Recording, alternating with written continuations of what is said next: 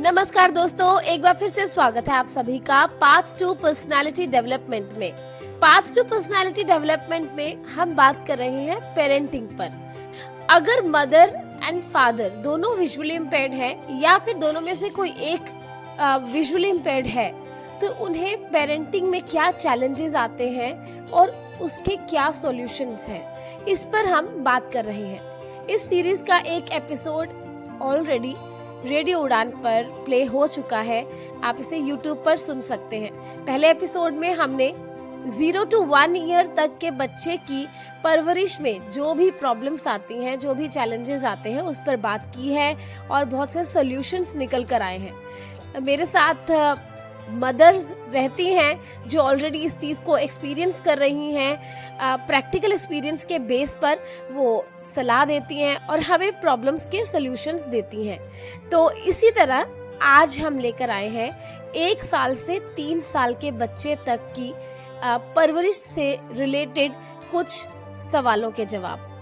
देखिए, 1 साल से 3 साल का बच्चा बहुत सी अलग एक्टिविटीज करने लग जाता है, जैसे कि वो चलना शुरू कर देता है और चीजों को पहचानना शुरू कर देता है। इवन बच्चे की पॉटी ट्रेनिंग की भी बहुत जरूरत होती है। तो और भी बहुत से हैं, हम आज के प्रोग्राम में बात करेंगे और बहुत से चैलेंजेस भी आते हैं। ऑब्वियसली अगर आप विजुअली इम्पेयर्ड हैं, हम खुद से सॉल्यूशंस ढूंढते तो हैं, पर कई बार हमें थोड़ी बहुत किसी न किसी से सलाह करने की जरूरत पड़ती है। तो ये इनिशिएटिव इसीलिए ही लिया गया है कि आपको आपके हर सवाल का जवाब मिल सके, और वो भी उन मदर्स के एक्सपीरियंस के हिसाब से जिन्होंने इसे खुद फील किया है, खुद सॉल्यूशंस ढूंढे हैं। तो चलिए आज मिलते हैं हमारी मदर से, जो कि पिछले सप्ताह भी हमारे साथ थी, स्वाति सक्सेना जी। स्वाति सक्सेना जी, आपका बहुत बहुत स्वागत है एक बार फिर से। थैंक यू ज्योति। नमस्कार लिसनर्स, मैं स्वाति सक्सेना। आई am a mother of a 5 years old boy, और लास्ट एपिसोड में भी मैं आपके साथ थी। उम्मीद करती हूँ कि लास्ट एपिसोड में जो इन्फॉर्मेशन या जो भी आइडियाज निकल कर आए थे वो आपके लिए हेल्पफुल थे, और इस एपिसोड में भी हम कोशिश करेंगे कि कुछ वर्केबल सॉल्यूशंस दे पाए पेरेंटिंग से रिलेटेड। एब्सोल्युटली, बिल्कुल सही कहा आपने। तो मेरे साथ एक और मदर हैं जो कि ट्विन बच्चों की मदर है, तो इनके भी एक्सपीरियंसेस हम जानेंगे। भारती कालड़ा जी। हेलो लिसनर्स, बात हुई थी लास्ट एपिसोड में भी। Again I am a mother of twins, there is a boy and there is a girl. तब भी डिस्कशन किया था कि किस तरह से हम बीइंग विजुअली इम्पेयर्ड अपने चैलेंजेस से ओवरकम करें, और आज भी हम उसी को लेकर डिस्कस करेंगे। जरूर। सान्या जैन जी, आपका भी बहुत बहुत स्वागत है। थैंक यू सो मच ज्योति। और लास्ट डिस्कशन बड़ा फ्रूटफुल रहा था, तो आई होप कि ये वाला भी हमारा एपिसोड अच्छा रहेगा और सबके लिए हेल्पफुल होगा। बिल्कुल सही। आपका फीडबैक हमें मिलता रहता है, आपका बहुत बहुत शुक्रिया। तो इस प्रोग्राम को आप पूरा जरूर सुनिएगा। अगर आपका कोई फीडबैक हो या कोई सजेशन हो तो आप मुझे jyoti@radioudan.com पर लिख सकते हैं। चलिए तो शुरू करते हैं आज का एपिसोड। आज के इस एपिसोड में जो हमारे सवाल हैं वो 1 to 3 years तक के किड से रिलेटेड है। चलिए, तो पहला सवाल यही है कि जब बच्चा 1 साल का होता है तो वो चलना शुरू कर देता है। ओके, तो वो इधर उधर भागता है। बच्चा जब चलेगा तो ऑब्वियसली गिरेगा भी, क्योंकि उसका बैलेंस प्रॉपर नहीं होता। आई थिंक ये पार्ट थोड़ा टफ हो सकता है, बट फिर भी मैनेजेबल है, क्योंकि लास्ट एपिसोड में भी हमने डिस्कस किया था कि जब बच्चा क्रॉल करता है तो हम क्या कुछ करते हैं। स्वाति जी, आपसे शुरुआत करती हूँ। आप थोड़ी सी इस बात पर नजर डालिए कि जब बच्चा चलना शुरू करता है और वो गिरता है, तो इस चीज से हम कैसे बच सकते हैं और बच्चे की केयर कर सकते हैं। जैसे कि हमने लास्ट एपिसोड में भी इस पॉइंट के ऊपर थोड़ा बहुत टच अप किया था कि जब बच्चे चलना सीखते हैं और तो उनके अंदर बहुत ज्यादा एक्साइटमेंट होती है, उनको चलना ही है, फिर they will try to hold anything and just stand and try to walk. तो ये एक बेसिक बच्चे का बिहेवियर होता है जिसको हमें ज्यादा लिमिट नहीं करना चाहिए। वी शुड ट्राई कि हम उन्हें मतलब ज्यादा रोके नहीं, बस उसके लिए हम थोड़े बहुत प्रिकॉशंस ले सकते हैं।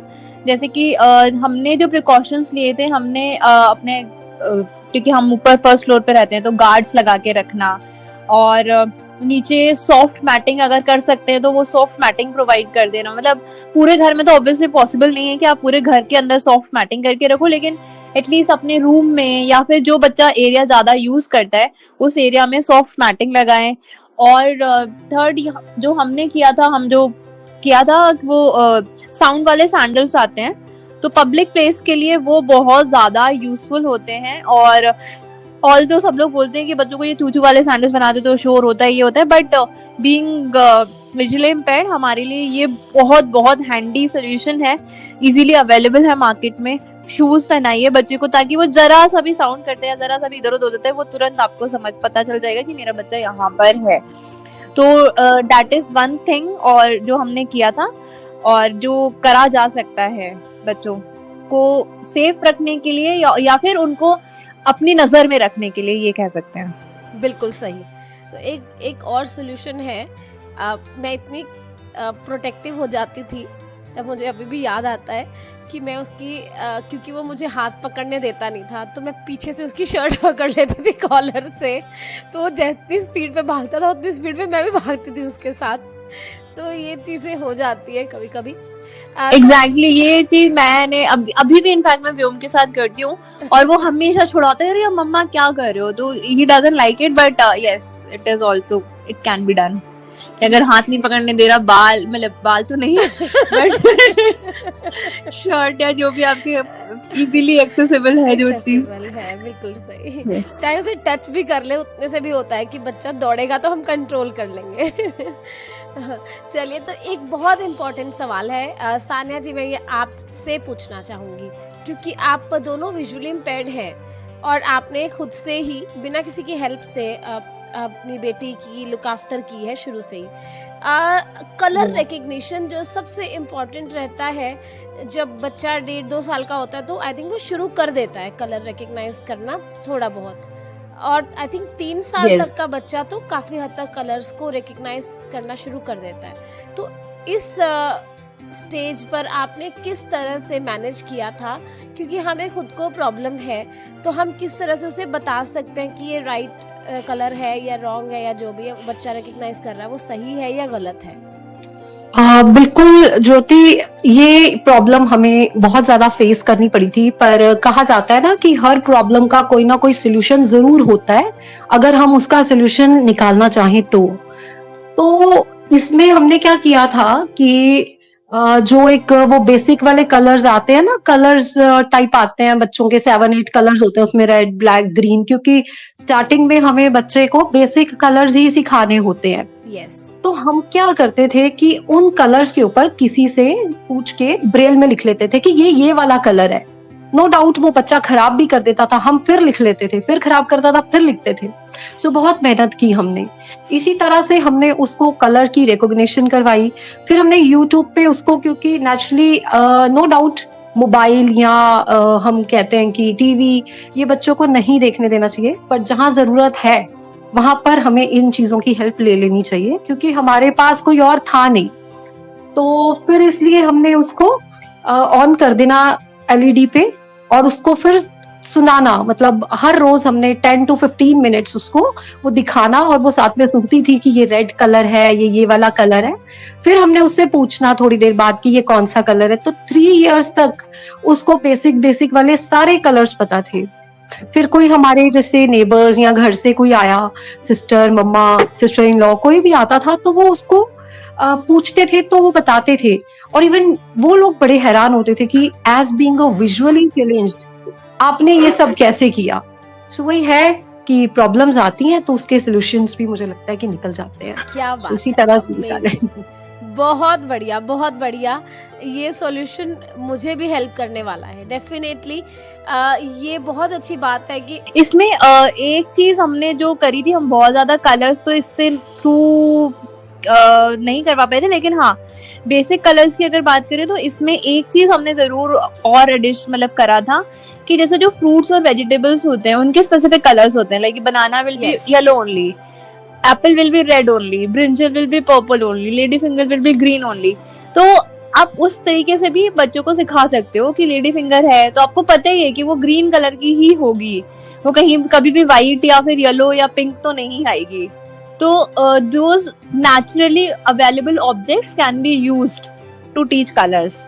तो बेसिक कलर, बेसिक बिल्कुल बेसिक, मतलब बहुत ज्यादा इसमें वैरायटी आपको नहीं मिलेगी, बट फिर भी हाँ, रेड कलर आप एप्पल के थ्रू सिखा सकते हो, येलो कलर बनाना के थ्रू, ग्रीन कलर। इसमें मुझे लगता है एक और चीज कर सकते हैं पेरेंट्स कि जैसे बेसिक कलर्स वो पता कर लें कि कौन कौन से बच्चा पहन रहा है। पिंक, गर्ल्स ज्यादातर हम पिंक पहनाते हैं गर्ल्स को ना, बॉयज को ब्लू, ब्लैक, व्हाइट।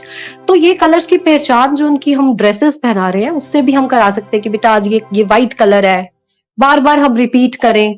तो इससे भी बच्चों को कलर्स की जो आइडेंटिफिकेशन है वो बहुत इजी हो जाती है। और जनरली बाकी पेरेंट्स भी ऐसे ही करते हैं। बिल्कुल सही, हमें थोड़ा सा अलर्ट रहने की जरूरत है इन मामलों में। देखिए, प्रॉब्लम ये नहीं है कि बच्चे कलर सीखेंगे कैसे या सीख नहीं रहे हैं। बच्चा 2 साल का नहीं 3 साल का सीख लेगा, 3 का नहीं 4 का सीख लेगा। सीख तो वो किसी भी एज में लेगा, पर यहाँ सवाल आता है कि जिस एज में बाकी बच्चे जो चीज सीख पाते हैं उस एज में हमारा बच्चा कहीं पीछे ना रह जाए। तो इसलिए हमें थोड़े एक्स्ट्रा करने पड़ते हैं। बिल्कुल सही। नहीं, वो पीछे नहीं रहेगा अगर हम बाकी पेरेंट्स से पहले उन चीजों को फॉलो कर लें तो हमें थोड़ी मेहनत ज्यादा करनी पड़ेगी ना, उसके लिए एक्स्ट्रा एफर्ट्स करने पड़ेंगे। बिल्कुल सही। तो जैसे आपने कहा था कि एप्पल बनाना, स्वाति जी, अब मैं ये सवाल भारती जी से पूछना चाहूंगी। जैसे आप फ्रूट्स हैं, वेजिटेबल्स हैं, अब हम या तो प्रैक्टिकली बच्चों को देंगे, उससे बताएंगे, बट एवरी टाइम आपके पास हर चीज अवेलेबल भी नहीं होती है, और बच्चों को फिगर्स भी दिखानी पड़ती है हमें। एनिमल्स हैं और बर्ड्स हैं, बहुत कुछ है। तो हमारे सामने बुक्स भी पढ़ी हो तब भी हम उस चीज को बच्चों को नहीं बता पाएंगे कि ये कौन सी एनिमल है। कई बार बच्चे आके पूछते हैं मम्मा ये क्या है, तो हम आंसर भी नहीं दे पाते। तो ये भी एक बहुत बड़ा चैलेंज आ जाता है इस टाइम पर। तो आप इसे किस तरह से मैनेज करते हैं भारती जी? मैंने इस चीज को ऐसे एड्रेस किया था कि इस तरह के आपके पास टॉय भी आते हैं। एक फ्रूट बास्केट आती है अगेन, जो टॉय जिसमें टॉयज रहते हैं, जैसे बेसिक फ्रूट्स रहते हैं, मैंगो, पोमोग्रेनेट, इस तरह के प्लास्टिक में आते हैं वो, और आप उनको यूज कर सकते हैं। एनिमल्स अगेन हमने क्योंकि पूरा कभी देखा नहीं होता, उनको फिजिकली नहीं देखा होता विद थ्रू आवर आईज, तो मैं एक बस मैंने मतलब जैसे कंफर्म कर लिया कि मैंने ऐसे टॉयज लिए थे जिसमें मेरे पास एक वाइल्ड एनिमल का एक अलग से सेट्स था और वो जो दूसरे एनिमल्स थे उनका अलग से था। तो वो मैंने पूरा एक बार अपनी मदर से पूछ के उसको कंफर्म करके उसको खुद अपने आप पूरा हाथ से एक्सप्लोर किया कि ये क्या है, and then I make them उनको दिखाया कि ये काऊ है या ये शीप है। इनफैक्ट मेरे पास अभी भी हैं ऐसे टॉयज। नाइस, ये भी बहुत अच्छा आइडिया है कि हम खुद से पहले हमें स्टडी करनी पड़ेगी तभी हम बच्चे को पढ़ा पाएंगे। अच्छा, मुझे यहाँ पे थोड़ा सा चैलेंज ये आया था कि जो एनिमल्स का शायद जो मैं सेट लेकर आई थी वो ऑलमोस्ट सेम बना हुआ था, उसमें मुझे कुछ डिफरेंस मे बी उन्होंने कलर में किया होगा, बट जैसे जो हॉर्स है या एक दो उसके आस जो दूसरे होते हैं एनिमल्स उसी तरह के, उसमें मैं डिफरेंशिएट नहीं कर पा रही थी टच करके। तो मुझे ये चैलेंज आया था, मैंने कोशिश जरूर की थी। इस तरह के चैलेंज ज्योति, ये चैलेंज मुझे भी आता था क्योंकि हमने ना इसको बुक्स लेके दी थी, तो वो बुक्स में से पूछ लेती थी कई बारी कि मम्मा ये क्या है, तो हम नहीं बता पाते थे। तो उसके लिए मैं एक सोल्यूशन जरूर बताना चाहूंगी जो हमने किया। अगर तो किसी के पास कोई है तो वेल एंड गुड, वो तो पूछ सकते हैं, है ना। अगर नहीं है कोई तो आप वीडियो कॉल करें, आप बी माई आईज पे कॉल करें या फिर आप वीडियो कॉल करें, बट अपने बच्चे को कभी ये मत कहें कि बाद में बताएंगे, अभी टाइम नहीं है। सो मुझे लगता है कि ये कभी भी मत कहें बच्चे को। अगर हम ये कहेंगे तो बच्चा आपसे क्वेश्चनिंग करना ही बंद कर देगा। मैंने देखा है कुछ पेरेंट्स ऐसे कहते हैं कि कोई बात नहीं, बाद में बताएंगे, अभी रखो। ये चीजें गलत है। इन चीजों पे मुझे लगता है जरूर जो ध्यान देना चाहिए। एब्सोल्युटली राइट, बहुत अच्छा कहा सान्या जी आपने। ये बहुत जरूरी है क्योंकि हमें बच्चों के साथ पूरा एक्टिव रहना पड़ता है। जब बच्चा सवाल पूछे हमें उसका आंसर कहीं से भी खोज के लाना पड़े तो हमें लाना चाहिए। इसमें एक सोल्यूशन मैं और ऐड करना चाहूंगी, क्योंकि जनरली जो बच्चों की बुक्स होती हैं वो कार्डबोर्ड वाली बुक्स होती हैं, लाइक उनमें जो पेपर्स रहते हैं वो मतलब पतले पेपर नहीं होते, वो थोड़े थिक होते हैं, कार्डबोर्ड टाइप में होते हैं। तो आप एक चीज और कर सकते हैं कि जहां वो, और एक चीज और होती है, उनपे ज्यादातर पे सिंगल सिंगल पिक्चर्स रहती हैं, तो आप एक चीज कर सकते हैं कि वहां पर ऊपर या नीचे की साइड में ब्रेल में भी लिखकर आप रख सकते हैं इन एडवांस। तो जब बच्चा पूछे तो आप उस जगह पे ब्रेल लेबलिंग को चेक करके आप फिर बता सकते हैं। ये भी अच्छा सॉल्यूशन है। एक सॉल्यूशन मुझे भी इसमें मिला जो मैं यूज किया करती हूँ। जैसे आपने कहा कि एक पेज पर एक ही फिगर होती है, तो फटाफट से अपने फोन में सीइंग एआई जैसी ऐप, जो भी इस तरह की ऐप है जो रीड कर देती है, मैं उसे ओपन करके कैमरा उस बुक के आगे करती हूँ तो जो भी उस पेज पे होता है वो पढ़ देता है। इवन इसके फ्लैश कार्ड से मैं इस तरह से रीड कर लेती हूँ। एक टेम्परेरी सॉल्यूशन है जो निकल आता है, तो आई थिंक ये भी हेल्पफुल रहने वाला है।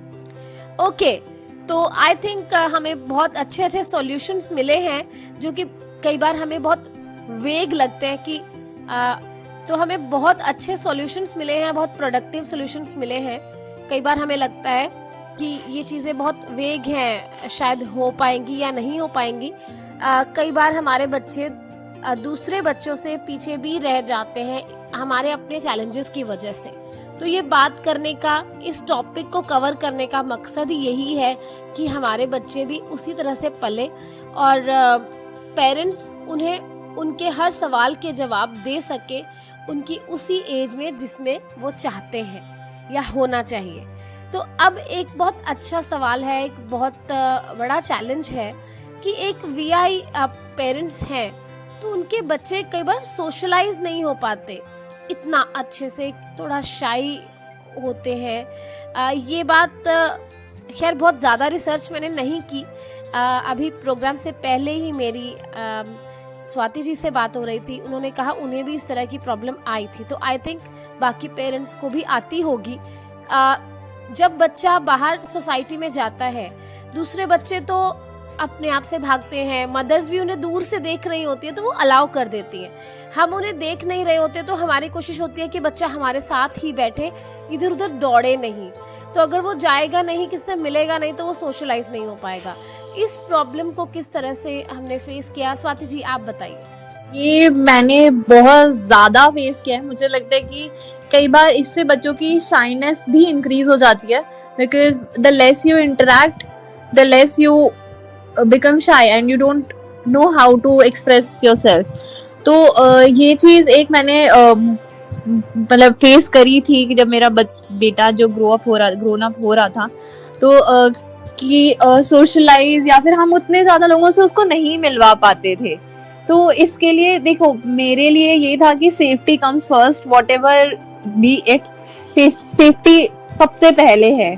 कुछ भी हो, हम अगर अननोन एनवायरनमेंट में हैं तो सबसे पहले सेफ्टी ही आती है। और अगर हमें बच्चे को सोशलाइज कराना है, उसके लिए मैंने जो मुझे लगा, मैंने उसको डे केयर में ही रखा है। आई एम अ वर्किंग मॉम, तो डे केयर में रखना एक मेरी उस तरीके से रिक्वायरमेंट थी। बट उसको डे केयर में रखने का मेरा जो थॉट प्रोसेस था वो ये भी था कि क्योंकि वो हम उसको बहुत ज्यादा पार्क इधर उधर नहीं ले जा सकते और ना हम छोड़ सकते हैं एक ओपन एनवायरनमेंट में। तो डे केयर में छोड़ना या उसको ज्यादातर डे केयर में रखना का मुझे एक ये सोल्यूशन नजर आया कि वो वहाँ पे अपनी एज के बच्चों से मिलेगा, अलग अलग लोगों से मिलेगा। वहाँ पे पेरेंट्स आते हैं अलग अलग बच्चों को पिकअप करने के लिए, तो टीचर्स रहते हैं बहुत सारा और भी स्टाफ रहता है। और सबसे इम्पोर्टेंट, इतने सारे बच्चे होते हैं वहाँ पे, तो आई प्रेफर कि मेरा बेटा वहाँ पे रहे और वहाँ से सोशलाइजेशन और अपनी जो सोशल नीड्स है वहाँ से फुलफिल करे। तो मुझे सबसे बस यही समझ में आया, उसको सोशलाइज करने का या और उसको और ओपन बनाने का एक सोल्यूशन मुझे ये समझ में आया, और जो मैंने यही करा और वो आज भी यही कर रही हूँ। सानिया जी, आप इसमें ऐड करना चाहेंगे कुछ, या भारती जी आप? बच्चे को सोशलाइज करना सच में बहुत मुश्किल ये काम है, और जैसे कि स्वाति जी ने भी कहा कि सेफ्टी प्रॉब्लम, सेफ्टी तो हमें पहले नेचुरली मुझे लगता है कि देखनी ही पड़ती है।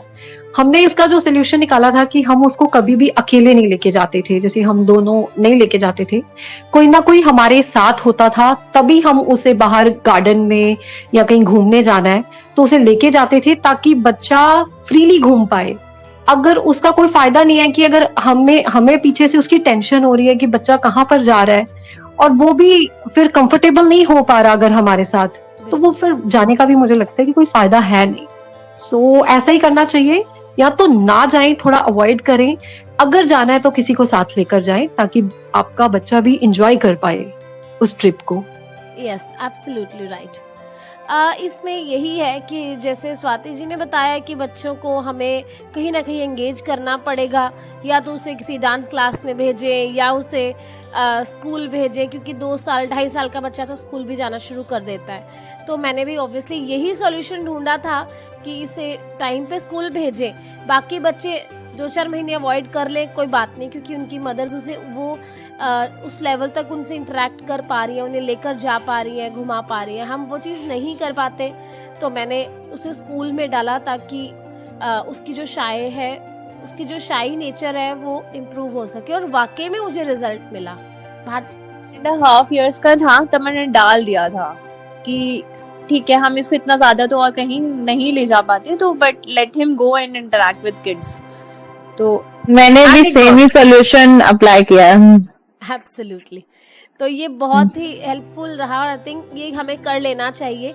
कई बार हम हेजिटेट करते हैं कि नहीं, इतना छोटा बच्चा क्यों भेजेंगे, कुछ हम अपनी तरफ से बिलीव्स बना लेते हैं। वो नहीं करना चाहिए, क्योंकि बच्चों को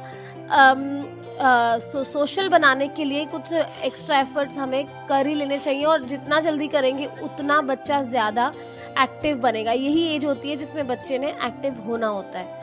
तो मैं इसमें एक चीज ऐड ऑन करना चाह रही थी। Okay sorry. ओके तो भारती जी आप बोलिए। जी, मैं ये चीज करना रही थी कि ऐसा हमारे एप्रीहेंशन से ज्यादा सोसाइटल एप्रीहेंशन होते हैं। लाइक आपको बहुत बार ऐसा भी सुनने को पड़ेगा, तुम बहुत जालिम माँ हो। ये बहुत एक कॉमन होता है। आपके अपने पेरेंट्स, आपके अपने इन-लॉज इस चीज को बहुत जल्दी पॉइंट आउट करते हैं कि बच्चे भारी पड़ रहे हैं इसलिए स्कूल भेज दिया। एब्सोल्युटली, ये बात बिल्कुल है। वो उन्हें लगता है कि ये जल्दी भेज रहे हैं, क्यों भेज रहे हैं, या लाइक ये प्रॉब्लम है। ये एब्सोल्युटली है, बिल्कुल है। तो आपको इस चीज पे भी एक मतलब इस चीज को या तो इग्नोर करना पड़ता है या इसको जस्टिफाई करना पड़ता है, वो अपने उस पर डिपेंड करता है। बट हाँ, ये एक अपने एप्रीहेंशन से ज्यादा लोग आपको कॉन्शियस कर देते हैं कि आप अपने बच्चों के ऊपर कुछ टॉर्चर कर रहे हैं।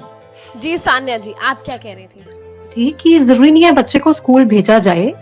एक्चुअली क्या है कि आजकल जैसे ना फन जोन, फन फैक्ट्रीज करके लोगों ने बहुत खोले हुए हैं, जहां पर पेरेंट्स भी बच्चे के साथ जा सकते हैं, मदर जा सकती है। तो बच्चा वहां पर अपनी एज के बच्चों से सोशलाइज हो जाता है। वो 1 hour 2 hour जितने भी क्योंकि इतने बच्चे के लिए मुझे लगता है कि 1-2 hours बहुत होते हैं, थक जाता है बच्चा। सो वो क्योंकि वैसे तो आजकल जो हमारे किंडरगार्टन स्कूल्स हैं वहां पर भी ज्यादा तो कुछ स्टडीज का नहीं होता प्री नर्सरी में या प्ले पेन में, बट एक्चुअली जो सोसाइटल नॉर्म्स बने हुए हैं कि भी बच्चा 2.5 साल का होगा, 3 साल का होगा तभी भेजो। तो मुझे लगता है कि पेरेंट्स, हमारे इन-लॉज की भी बात रह जाए और हमारी भी रह जाए, तो क्यों ना हम उसे फन जोन में या ऐसे फन फैक्ट्रीज में, मतलब वो जो बच्चों के लिए ओपन है। एक चैलेंज और रहेगा, वो ये है कि जो वर्किंग मदर्स हैं वो साथ में नहीं जा सकती, और नहीं वो इवनिंग में होता है, इवनिंग में भी होता है वो। Yes okay nice. और दूसरा ये है कि जब बच्चा स्कूल में जाता है ना, तो एक डिसिप्लिन सीखता है, लाइक उसका एक रूटीन बनता है। तो ये अच्छा सॉल्यूशन है कि ये भी किया जा सकता है। That's nice. Yes. कि बच्चा कहीं पे भी जाए, मतलब ये है कि वो कहीं पे भी एडमिशन ले और एवरी डे जाए, बस that's it, right? तो आई थिंक सभी का यही सॉल्यूशन है कि बच्चा किसी भी एक्टिविटी में पार्टिसिपेट करे, और होनी वो प्ले एक्टिविटी ही चाहिए आजकल। ज्योति, एक्चुअली होता क्या है कि जब बच्चा 1.5 साल का है हम बच्चे को 8 बजे उठा देंगे या उसको रेडी करना है फटाफट, है ना, तो वो बच्चा थोड़ा सा उसे ना कंफर्टेबल नहीं लगता। इसीलिए ये जो बना हुआ है कि भाई थोड़ा लेट भेजें बच्चे को, तो मुझे लगता है कि ये किसी हद तक ठीक है बच्चे की ग्रोथ के लिए। आप देखेंगे आज बच्चे की वो ग्रोथ नहीं हो पा रही, बच्चे बिल्कुल भी ना मेंटली तो वो स्ट्रांग हो रहे हैं लेकिन फिजिकली वो इतने स्ट्रांग नहीं है। सो डाइट इसका रीजन है, और ये भी रीजन है कि हम बड़ी छोटी एज में ना उन पे बड़ा बर्डन डाल देते हैं। तो हमने तो अपनी गुड़िया को हमेशा फ्री छोड़ा है। नहीं, वो बहुत अच्छी बात है। ये एक ऐसा टॉपिक है, अपने आप में बहुत बड़ा टॉपिक है कि बच्चों को हम बिल्कुल फ्री छोड़े। और ये है कि जो प्ले स्कूल्स बने हैं वो उस हिसाब से ही बन रखे हैं कि जहाँ पर बच्चों को हमें लाइक उसकी टाइमिंग्स भी बच्चों के हिसाब से बनी होती है। तो ये हमें खुद से ध्यान रखना है। मतलब सानिया जी, हमारा मकसद ये है कि बच्चा ऐसी जगह जाए जहाँ पर कुछ लोगों से मिल पाए। वो कोई भी हो सकती है, अगर पेरेंट्स को कंफर्टेबल है बिल्कुल। अगर बच्चे को कंफर्टेबल है तो बच्चा 9:30 जाए, 10 बजे जाए, वो उनकी चॉइस है।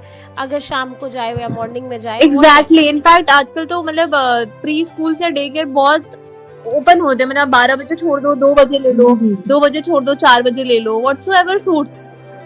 बिल्कुल। मतलब जरूरी नहीं कि आप आज सुबह 8 बजे या फिर 9 बजे ही भेजेंगे। यस टाइमिंग जरूर। हाँ बिल्कुल सही। बच्चे की जो इस तरह की केयर है या इस तरह की जो बच्चा जिसमें बर्डन ना फील करे, वो तो पेरेंट्स को ऑब्वियसली इंश्योर कर लेना चाहिए।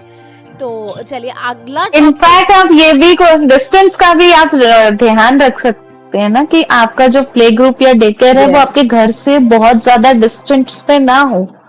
1-2 किलोमीटर की रेंज में इट्स ओके, वो मिल जाते हैं और आजकल बहुत इजीली अवेलेबल, सब अवेलेबल रहते हैं आजकल तो हर जगह आपको प्ले स्कूल्स मिल जाएंगे।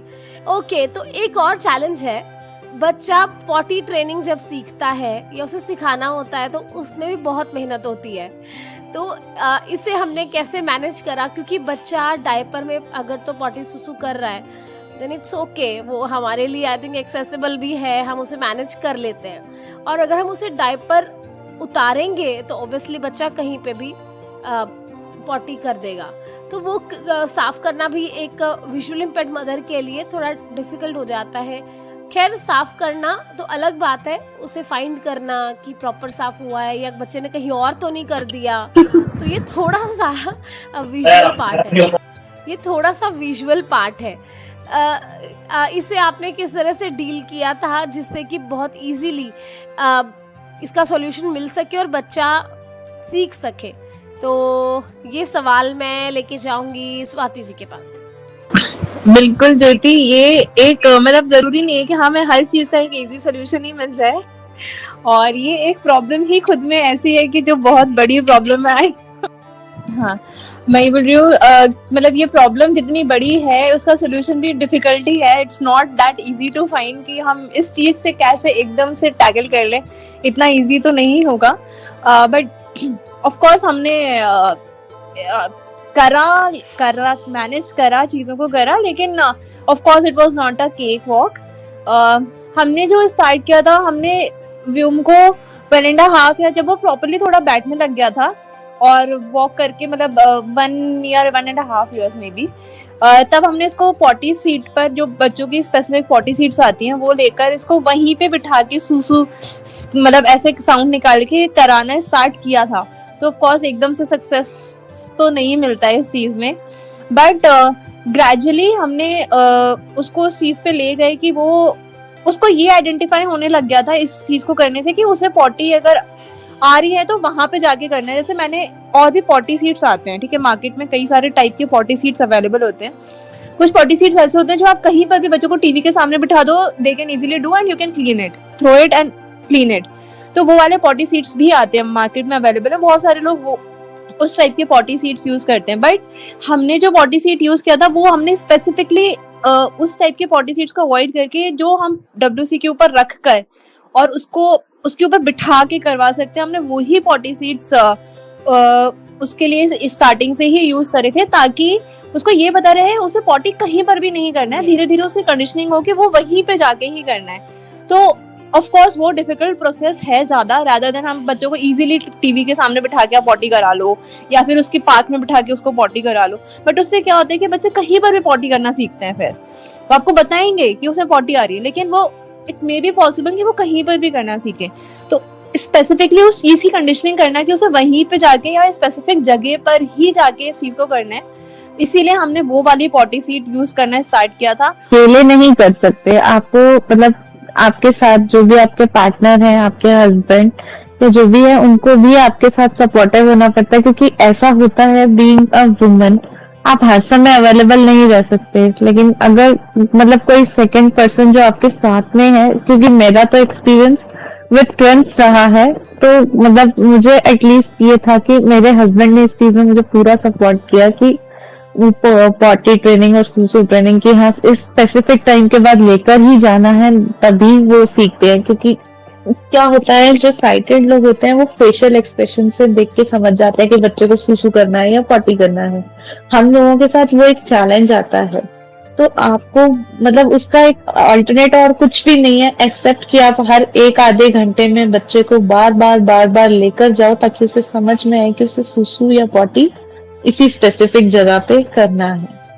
और मुझे ना इस चीज में ज्योति एक चीज में, जैसे मैंने डे केयर में अपने बेटे को भेजना स्टार्ट किया था, तो वहां से भी काफी हेल्प मिला था कि मतलब उन लोग ने भी सब सपोर्ट किया था, कि हमने उनको बताया था कि हमारे साथ ये प्रॉब्लम है और मैं वर्किंग मदर भी हूँ साथ में, तो आप इसको थोड़ा इस चीज पे ध्यान रखना है इसका, तो इसको पॉटी ट्रेनिंग या टॉयलेट का इसका ध्यान रखना। और हमने डायपर्स स्टार्टिंग में तो भेजते थे, बाद में हमने ग्रेजुअली, उन्होंने भी मना कर दिया था कि आप डायपर्स मत भेजा करो, हम उसको सिखा देंगे, तो दैट ऑल्सो हेल्प। बहुत बढ़िया। बच्चे तो कई बार धोखा भी देते हैं, वो मुझे झूठ ही बोल देता है कि मम्मा मुझे वॉशरूम जाना है, और वहां जाके उसने पानी से खेलना होता है, तो वो जाता बिल्कुल भी नहीं है, तो वो बहुत पागल बनाता है। खैर चलिए, ये सब चलता रहता है बच्चों के साथ, ये बहुत अच्छा टाइम होता है, बहुत अच्छे एक्सपीरियंसेस होते हैं, तो ये लाइफ टाइम की एक मेमोरी है जो एक एक दिन करके हमारे साथ है। चलिए, तो एक और बहुत इम्पोर्टेंट, बच्चे जब इस एज में होते हैं तो वो टीवी, फोन, वीडियो सब देखना शुरू करते हैं, तो बच्चों का स्क्रीन टाइम कैसे मैनेज किया जाए, और सबसे इम्पोर्टेंट कि जब हमें विजन प्रॉब्लम है तो बच्चे कंटेंट कैसा देख रहे हैं, क्या है, उस सब पर नजर रखना, इन चीजों का ध्यान रखना। खैर ये मैनेजेबल है अगर हम एक्टिवली बच्चों का ध्यान रखें तो, कि आजकल बहुत से सॉफ्टवेयर्स हैं, बहुत कुछ है, तो इस पर हम थोड़ा सा अगर बात करें तो सानिया जी क्या कहना चाहेंगे? अगर तो मुझे लगता है कि दोनों पेरेंट्स विजुअली चैलेंज्ड हैं, उन्होंने देखो घर को भी मैनेज करना है, बच्चे को भी मैनेज करना है, तो उस टाइम पे थोड़ा बहुत तो उसको किसी ना किसी एक्टिविटी में एंगेज करना ही पड़ेगा। तो हम तो उसको राइम्स वगैरह लगा देते थे थोड़ी देर के लिए, जैसे हाफ एन आवर के लिए, उतने में हमने अपना कुछ काम कर लेना। मुझे लगता है कि कंटेंट जरूर देख लेना चाहिए, और यस, मोबाइल तो हाथ में नहीं पकड़ाना चाहिए। जैसे हम देखते हैं ना कि 1 ईयर के बच्चे के हाथ में ही मोबाइल फोन्स हैं, तो वो वहां पर प्रॉब्लम्स, इश्यूज क्रिएट होते हैं फिर, क्योंकि अपनी भी विजन प्रॉब्लम है, कल को बच्चे को ना कोई दिक्कत हो। सो वही चीज आप उसको एलईडी में लगा दें, और एक टाइम बना दें उसका कि वो क्या कहते हैं, मतलब 1 आवर या 1.5 आवर बस में वो उन चीजों को देखे, राइम्स, कलर्स, उसके बाद कुछ 1 2 ABC, ये चीजें सारी सीखनी है, तो वो इस तरीके से मुझे लगता है कि वो सीख सकता है। तो हमने इसी तरह से मैनेज किया है, और इसका मुझे नहीं लगता कि कोई और अच्छा सोल्यूशन है, क्योंकि हाँ, एक्टिविटीज में हम एंगेज कर सकते हैं उसको, पर उसके लिए हमें उस बच्चे के साथ होना पड़ेगा फिर। सो मैं ऐसे करती थी कि जब मुझे कोई काम करना होता था तो फिर मैं उसको इस तरह से एंगेज कर देती थी। Okay, good. तो स्क्रीन टाइम का हमें बहुत ध्यान रखना है, बच्चे को कैसा कंटेंट पहुंच रहा है उसके बारे में बहुत केयरफुल रहना है कि बच्चा क्या देख रहा है, क्या नहीं देख रहा है, इसकी पूरी आपको खबर होनी जरूरी है। और अब इसमें ज्योति मैं एक चीज ऐड करना चाहूंगी, स्क्रीन टाइम वाली चीज। ओवरलैप हो गया, now you continue.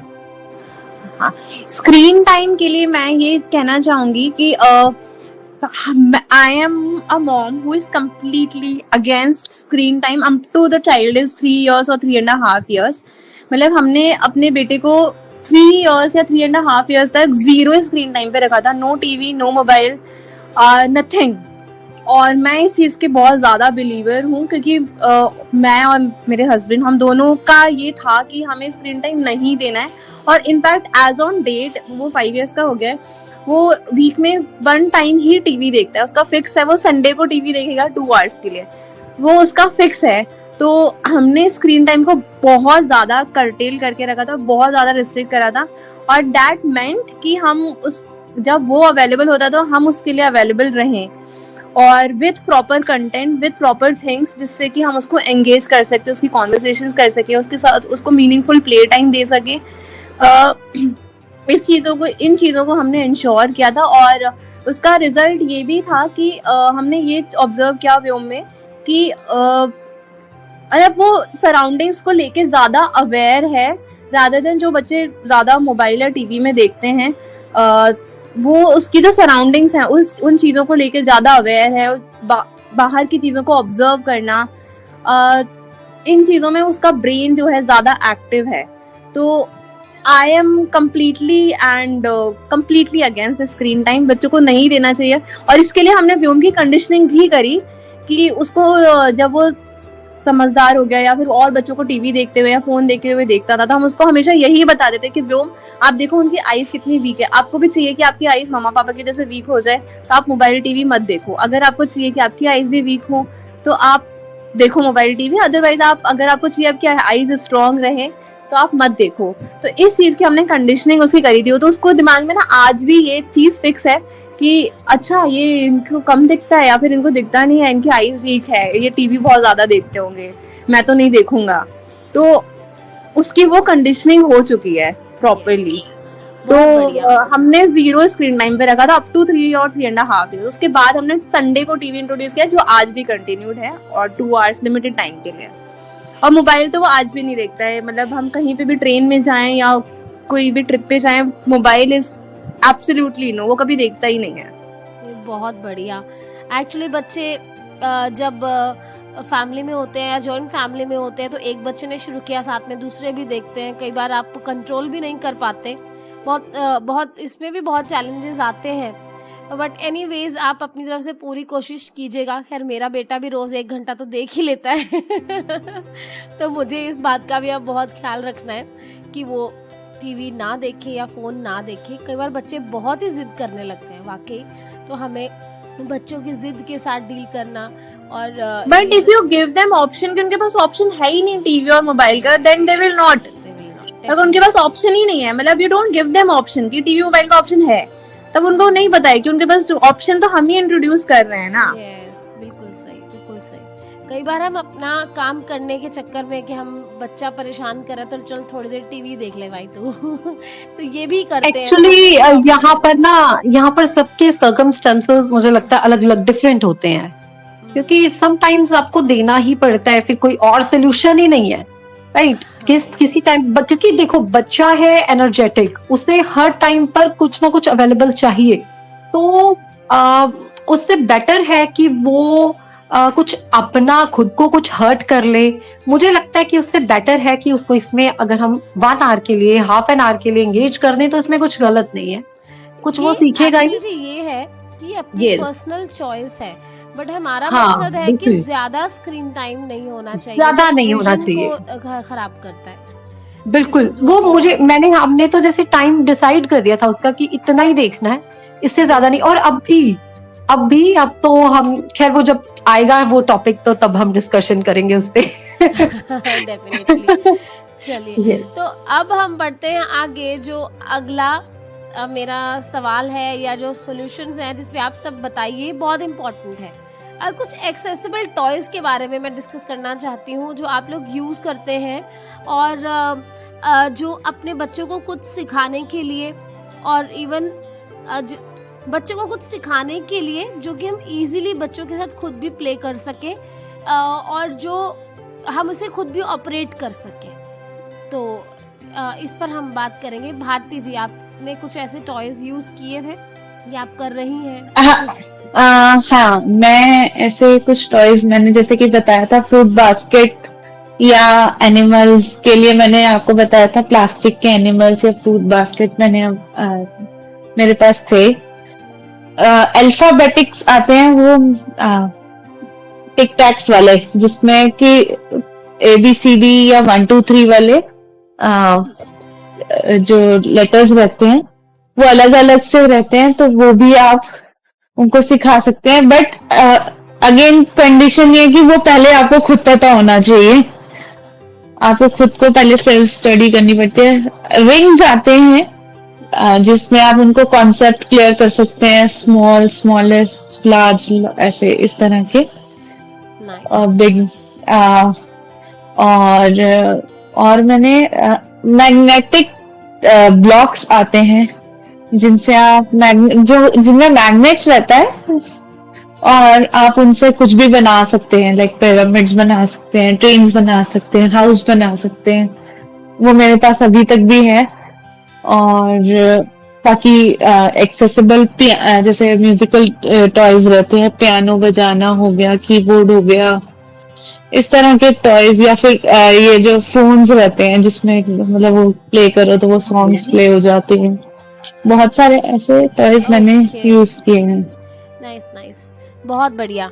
Swati ji, आप कुछ सजेस्ट कर सकती हैं टॉयज जो बच्चों के साथ खुद प्ले कर सके, इजीली एक्सेसिबल हो? बिल्कुल ज्योति, टॉयज मार्केट में बहुत सारे अवेलेबल है, एक्सेसिबल। हम स्पेसिफिकली एक्सेसिबल रेंज की अगर बात करें तो अगर हम एजुकेशनल टॉयज की मैं बात करेंगे और फिर नॉन एजुकेशनल टॉयज में हमने जो एक चीज एक्सप्लोर करी थी, नॉर्मल टॉयज तो अवेलेबल हैं मार्केट में, जैसे जो भारती जैसे बताया उस जो एक्सेसिबल हैं, बट उनके अलावा जो और चीजें अवेलेबल हैं, एक हमने बचपन करके एक स्कूल का चेन है, उनकी बुक्स आती हैं और उस बुक्स के साथ में एक पेन आता है और उस पेन को अगर आप टच करोगे बुक के ऊपर तो वो पेन बोलता है कि ये क्या है।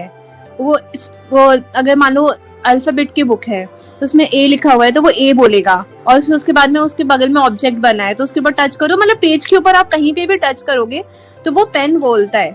तो वो 25 या 26 बुक्स का एक सेट है पूरा, तो वो हमने मंगवाया था व्योम के लिए और वो काफी हेल्पफुल था। उसमें राइटिंग का भी पार्ट था जो हमने नहीं करवाया कभी भी। हमारे लिए मेनली उसका पर्पस ये था कि अल्फाबेट्स आइडेंटिफाई करना सिखाना, या नंबर्स या अक्षर हिंदी में। तो एक ये सेगमेंट हमें या बुक्स में अगर एजुकेशनल टॉयज की बात करें, एजुकेशनल चीजों की, तो उसमें ये बचपन वाला जो बुक सीरीज था ये बहुत एक्सेसिबल था, बहुत यूजफुल था। और इसी तरीके के बहुत इस तरीके के तो नहीं बोलूंगी, लेकिन हाँ, फर्स्ट क्राई वगैरह पर और भी बुक्स अवेलेबल होती हैं जिसमें पेन अवेलेबल होता है, बुक के ऊपर कहीं पे भी आप टच करो तो वो बोलता है कि ये क्या है। तो उस तरीके से भी आप बच्चों को सिखा सकते हो, बट वो बहुत लिमिटेड सेगमेंट होता है। और ये बचपन वाला जो है पूरा एक्सटेंसिव है काफी, इसमें काफी सारे बुक्स हैं और बहुत सारी चीजें हैं, बहुत सारी, मतलब आप शायद इतना करवा भी नहीं पाओगे। हमने तो पूरा नहीं भी करवाया है, बट वो इनिशियल फेज में काम आया था काफी ज्यादा।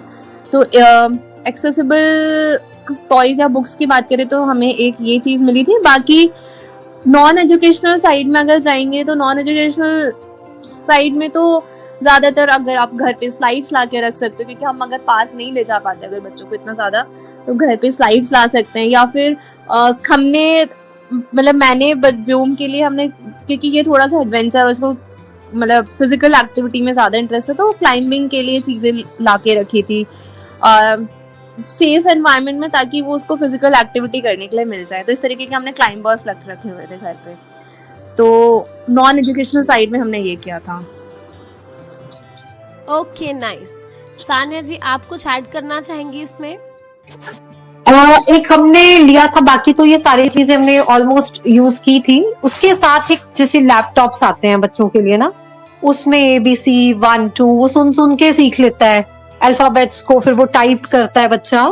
तो काफी कुछ उससे ही बच्चे को ना मतलब वो उसको लर्न हो जाती हैं चीजें। और एक चीज मैं यहाँ पर कहना चाहूंगी कि ये जो क्ले वगैरह है, पेरेंट्स समटाइम्स क्या होता है ना कि पेरेंट्स ले देते हैं बच्चे को, तो क्ले वगैरह मुझे लगता है कि अवॉइड करनी चाहिए, क्योंकि बच्चा मुंह में डाल सकता है और बबल्स हैं जैसे, तो ये चीजें मुझे लगता है कि पेरेंट्स को अवॉइड करनी चाहिए, हमने भी की थी। बिल्कुल सही, क्योंकि बच्चे इसे खा सकते हैं, पी सकते हैं, तो इस तरह की हमें Yes. चीजों को अवॉइड ही करना है। बबल्स के लिए ये बताना चाहूंगी कि जब थोड़े से मतलब नॉट एग्जैक्टली 2 बट 3 इयर्स में आजकल बबल्स जो पहले हम क्या मुंह से फुलाते हैं अपना मतलब माउथ यूज करते हैं, लेकिन आजकल बबल्स के लिए गन्स आने लगी हैं। आप उसमें एक हल्का सा सोल्यूशन वो पेरेंट्स के कंट्रोल में रहता है, आप उसमें डाल दो और म्यूजिकल गन रहती है वो आप उसको प्रेस करो तो बबल्स हवा में बनते हैं। वो एक चीज आजकल अवेलेबल है तो आप यूज कर सकते हैं। ये बेटर वर्जन है, इसे यूज किया जा सकता है। तो यही है, एक्सेसिबल टॉयज की बहुत जरूरत पड़ती है। खैर सुनने में हमें लग रहा होगा कि टॉयज हैं, बट जब बच्चा कुछ सीखता है, देखिए दूसरे जो नॉन एजुकेशनल हैं वो तो किसी भी तरह के वो चल जाता है काम, कहीं ना कहीं एजुकेशनल जो पार्ट है वो थोड़ा जो बच्चा उससे सीखे भी, क्योंकि टॉयज लाके रख देना और हम उसे करवा ना पाए उसका कोई फायदा नहीं है। तो हमें उन चीजों को ही यूज करना है जो हम उसे करवा पाए और जो हमारे लिए एक्सेसिबल रहे।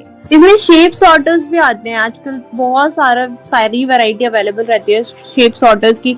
उसके अंदर ही शेप्स भरे रहते हैं और आप उसको निकालो और शेप के थ्रू अंदर जाएगा, तो मतलब कौन सा शेप किस में फिट होगा, मतलब वो जो शेप आपने निकाला है वो एक पर्टिकुलर शेप के अंदर से ही अंदर जाएगा। तो इस तरीके के काफी सारे शेप सॉर्टर्स अवेलेबल हैं।